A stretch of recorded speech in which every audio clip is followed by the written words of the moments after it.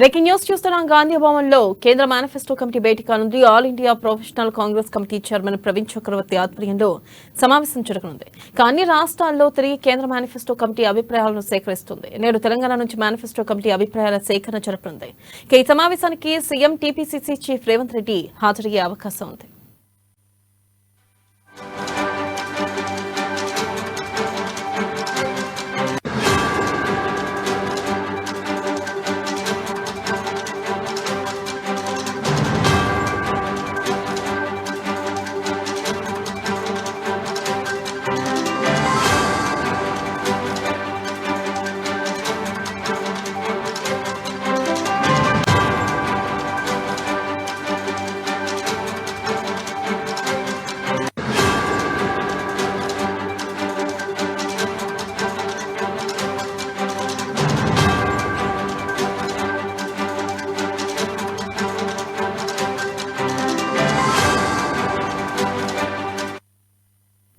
నేడు గాంధీ భవన్లో కేంద్ర మేనిఫెస్టో కమిటీ భేటీ కానుంది. All India Professional Congress committee chairman Praveen Chakravarthy ఆధ్వర్యంలో సమావేశం జరగనుంది. అన్ని రాష్ట్రాల్లో తిరిగి కేంద్ర మేనిఫెస్టో కమిటీ అభిప్రాయాలను సేకరిస్తుంది. నేడు తెలంగాణ నుంచి మేనిఫెస్టో కమిటీ అభిప్రాయాల సేకరణ జరపనుంది.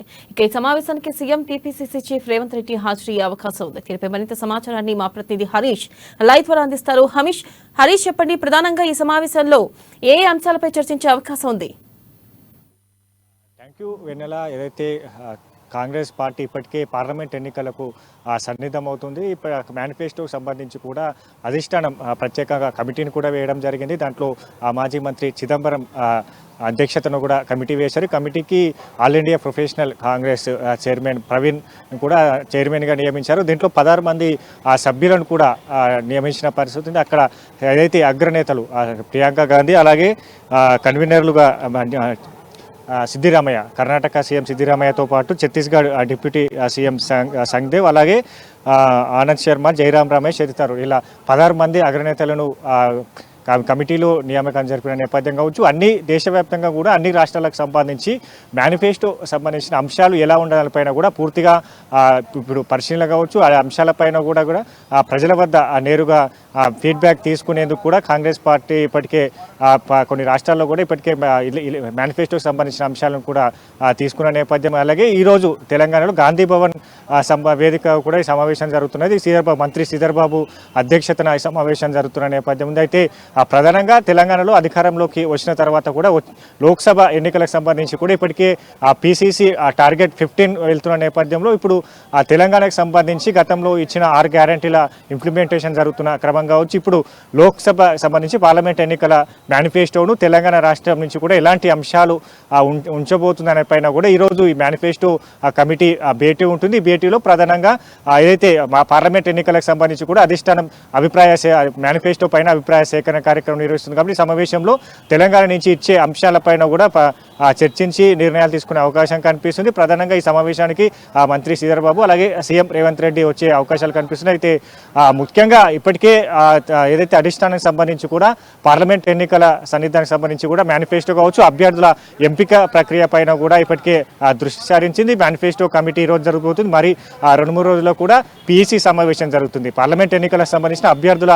ఎంపిక ప్రక్రియ పైన కూడా పీఈసీ సమావేశంలో ఏదైతే చర్చించి నిర్ణయాలు తీసుకునే అవకాశం కనిపిస్తుంది. కాబట్టి ఈరోజు జరిగే ఈ సమావేశంలో పార్లమెంట్ ఎన్నికలకు సంబంధించి కాంగ్రెస్ పార్టీ మేనిఫెస్టో ఏ విధంగా ఉండబోతుందనే పైన కూడా అన్ని రాష్ట్రాలకు సంబంధించి అభిప్రాయ సేకరణ కావచ్చు. ఇక డిజిటల్ వేదిక కూడా అంటే వెబ్సైట్ వేదిక కూడా ఇప్పటికే ఈ అభిప్రాయ ప్రజల నుంచి కూడా నేరుగా అభిప్రాయ సేకరణ తీసుకుంటున్న నేపథ్యం కనిపిస్తుంది. ఎందుకంటే ఖచ్చితంగా ప్రజల వద్దకే పాలన వెళ్ళాలని కూడా ఇక్కడ అధిష్టానానికి సంబంధించి కావచ్చు కేంద్ర నాయకత్వం అనుసరిస్తున్నది. కాబట్టి ఇప్పుడు ప్రజలకు కావాల్సిన లబ్ధి కావచ్చు, ప్రజలు ఎలాంటి సంక్షేమాన్ని కోరుకుంటున్న దానిపైన కూడా పూర్తిగా వాళ్ళ నుంచి ఫీడ్బ్యాక్ తీసుకొని కేంద్ర పార్లమెంట్ ఎన్నికలకు సంబంధించి కాంగ్రెస్ మేనిఫెస్టో తుది మేరకులు దిద్దుకొని ఉంది.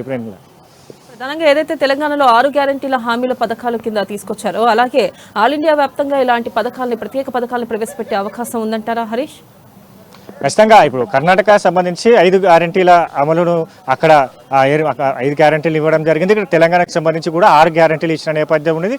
కర్ణాటకలో 5 గ్యారెంటీలు ఇప్పటికే పూర్తి చేసిన నేపథ్యం. ఇక్కడ తెలంగాణకు సంబంధించి కూడా 2 గ్యారెంటీలు అమలుపరిచారు. మరికొన్ని రోజుల్లో 100 రోజుల్లో కూడా ఇట్లా 6 గ్యారెంటీలు అమలుపరిచే అవకాశాలు కనిపిస్తున్నాయి. కాబట్టి కాంగ్రెస్ పార్టీ ఏదైతే ఇతర రాష్ట్రాల్లో జరిగిన మొన్న 5 రాష్ట్రాల్లో జరిగిన అసెంబ్లీ ఎన్నికలకు సంబంధించి ఇచ్చిన హామీలు, అలాగే ఇతర రాష్ట్రాలకు సంబంధించి ఎలాంటి అక్కడ ఆ గ్యారెంటీలతో పాటుగా అధిష్టానానికి సంబంధించి మొత్తంగా దేశవ్యాప్తంగా కాంగ్రెస్ పార్టీ ఎలాంటి సంక్షేమ కార్యక్రమాలు చేయబోతుంది, ఎలాంటి అభివృద్ధి కార్యక్రమాలు చేయబోతుంది దానిపైన కూడా పూర్తిగా కసరత్తు చేస్తుంది. కాబట్టి ప్రజలకు చేరువయ్యే సంక్షేమ పథకాలు పెట్టే అవకాశం ఉన్నది. ఈ గ్యారెంటీలతో పాటుగా ప్రజల నుంచి వచ్చే ఫీడ్బ్యాక్ను తీసుకోవడం జరుగుతుంది. ఇంకా అన్ని సామాజిక వర్గాలు, ఇక్కడ రైతులు కావచ్చు, ఉద్యోగులు కావచ్చు, నిరుద్యోగులు కావచ్చు, మహిళలు కావచ్చు, అన్ని కులాల సామాజిక వర్గాల అన్ని అంశాలను కూడా ఇప్పుడు ఫీడ్బ్యాక్ తీసుకుంటుంది. కాబట్టి అందరినీ దృష్టిలో ఉంచుకొని మెరుగైన అంటే ప్రజలకు ఉపయోగపడే ప్రజల సంక్షేమం కోసం ప్రజలకు లబ్ధి చేకూరే ఏదైతే మేనిఫెస్టోను కూడా సిద్ధం చేయాలని కూడా ఇప్పటికే భావిస్తుంది. కాబట్టి ఇప్పుడు అన్ని రాష్ట్ర వ్యాప్తంగా కూడా అన్ని సామాజిక వర్గాలకు సంబంధించి కావచ్చు, ప్రజల నుంచి కావచ్చు, ఇక్కడ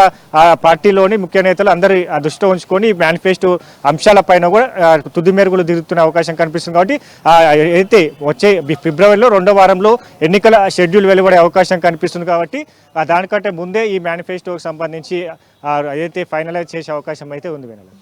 అలాగే ప్రధానంగా అధికారమే లక్ష్యంగా ఇటు కాంగ్రెస్ పావులు కలుపుతుంది. ఈ నేపథ్యంలో మనం చూసుకున్నట్టయితే ప్రత్యేకంగా మేనిఫెస్టోలో ఏ వర్గాల్ని ఆకర్షణీయంగా ఏ వర్గాలకి లబ్ధి చేకూరే అవకాశాలు ఎక్కువగా ఉంటాయి అంటే ప్రధానంగా వ్యవసాయం కానీ లేకపోతే ఈ విధంగా మేనిఫెస్టో రూపొందిందే అవకాశం ఉందంటారా?